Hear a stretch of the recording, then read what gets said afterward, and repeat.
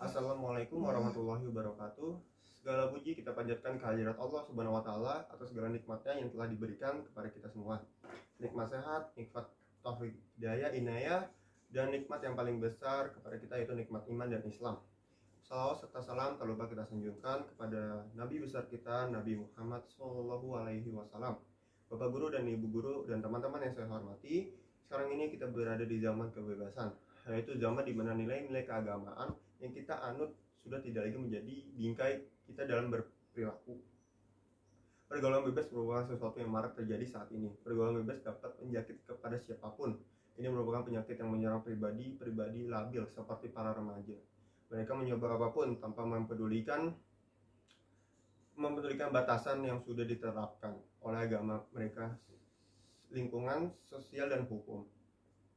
Pergaulan bebas sendiri diartikan sebagai suatu pergaulan yang tidak memiliki batasan, mengabaikan norma-norma agama maupun masyarakat.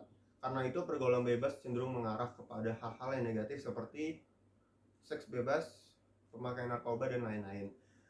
Remaja-remaja yang kita merupakan generasi penerus bangsa telah dibutakan oleh budaya-budaya barat yang bebas. Mereka bergaul karena tanpa adanya batasan, tidak lagi mengenal mana yang benar, mana yang salah. Oleh karena itu banyak sekali remaja-remaja berseragam yang sudah kehilangan kehormatannya.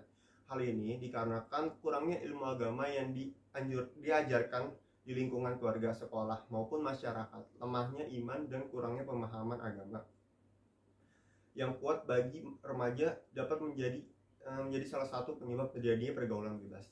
Sesungguhnya Islam telah mengatur etika pergaulan bagi para remaja. Perilaku tersebut merupakan batasan-batasan dilandasi nilai-nilai agama.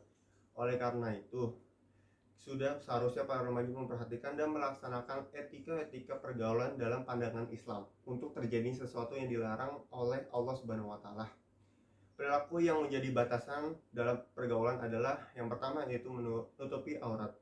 Islam telah mewajibkan laki-laki dan perempuan untuk menutup aurat demi menjaga kebersihan diri dan kehormatan hati. Aurat merupakan anggota tubuh yang harus ditutupi dan tidak boleh diperlihatkan kepada orang yang bukan mahramnya. Di samping menutup aurat, pakaian yang dikenakan juga tidak boleh ketat sehingga memperhatikan lekukan badan, anggota tubuh, dan juga tidak boleh tipis dan transparan.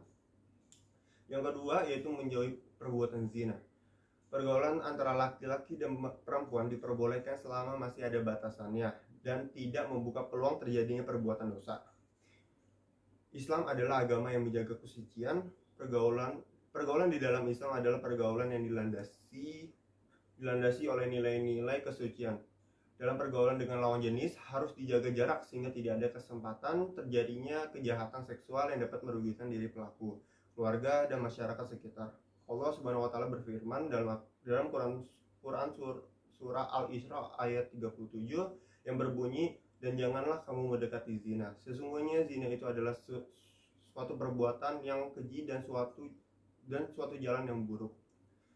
Dalam rangka menjaga kesucian pergaulan remaja agar terhindar dari perbuatan zina, Islam telah membuat batasan-batasan sebagai berikut.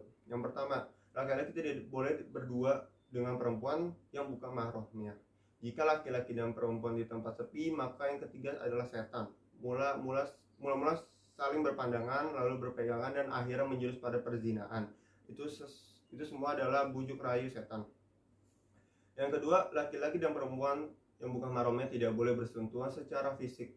Saling bersentuhan yang dilarang dalam Islam adalah sentuhan yang disengaja dan disertai nafsu birahi. Tetapi bersentuhan yang tidak sengaja tanpa disertai nafsu birahi tidaklah dilarang. Allah Subhanahu wa taala memberitakan kaum laki-laki dan perempuan untuk menahan pandangan sebagai firman Allah. Quran surat An-Nur ayat 30 sampai dengan ayat 31. Yang berbunyi tentang, katakanlah kepada orang laki-laki yang beriman, hendaklah mereka menahan pandangan dan memelihara kemaluannya. Yang demikian itu adalah lebih suci bagi mereka. Sesungguhnya Allah Maha mengetahui apa yang mereka perbuat. Katakanlah kepada perempuan yang beriman, hendaklah mereka menahan pandangannya daripada memandang yang haram. Ayat di atas mengisyaratkan bahwa Allah memberitakan agar laki-laki dan perempuan menjaga pandangannya. Hakikat perintah ini mengandung hukum wajib. Lalu Allah menjelaskan bahwa yang demikian itu lebih suci dan bersih bagi kehidupan mereka. Allah memberitakan untuk menahan pandangan karena memandang kepada orang yang diharamkan termasuk bagian dari zina. Sebagaimana sabda Nabi Shallallahu Alaihi Wasallam, setiap anak Adam pasti mendapat bagian dari zina yang tidak terletakkan kedua mata, terletak kedua mata berzina, dan zinanya adalah memandang. Kedua telinga berzina dan zinanya adalah mendengar. Lisan berzina dan zina adalah berbicara. Tangan berzina dan zinanya adalah memegang. Kaki berzina dan zinanya adalah berjalan. Dan hati yang menarik dan berangan-angan lalu kemaluannya membenarkan dan mendustakan itu.